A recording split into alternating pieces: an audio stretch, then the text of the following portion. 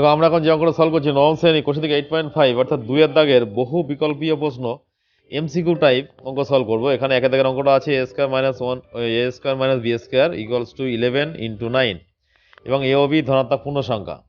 a greater than 0 হলে আমাদের এখানে চারটে অপশন দেওয়া আছে, এই চারটে অপশনের মধ্যে কোনটা অ্যান্সার হবে আমাদের টিক মারতে হবে। কিন্তু শুধু রাইট চিহ্ন দিলে হবে না, অঙ্কটা ক্যালকুলেশন করে তবেই দেখাতে হবে কোনটা অ্যান্সার হবে। তাহলে a square minus b square এখানে থাকছে 11 ইন্টু 9 অঙ্কটা হলো।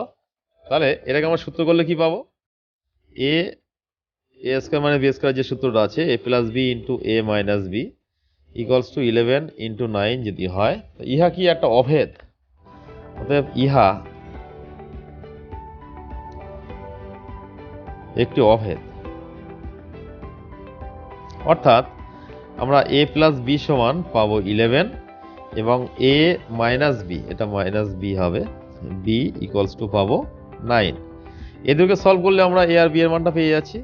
2a equals to 20, a equals to 20/2 কত হলো? 10 হলো। তাই এ সমান পেয়ে গেছি 10।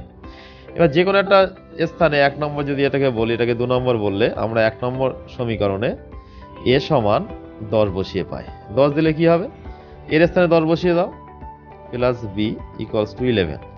তাহলে বি ইকুয়ালস টু কত হচ্ছে? 11 মাইনাস 10 ইকুয়ালস টু 1। তাহলে দেখো এ এর মান আমরা পেয়ে গেছি 10, বি এর মান পেয়ে গেছি 1। তাহলে এ সমান হবে 10, বি সমান হবে 1। তাহলে কোন অপশনটা আছে? এ সমান 10 এবং বি সমান 1। দেখো সি এর অপশনটা আছে, এটাই কিন্তু অ্যান্সার হবে, এ সমান 10 অ্যান্ড বি সমান 1।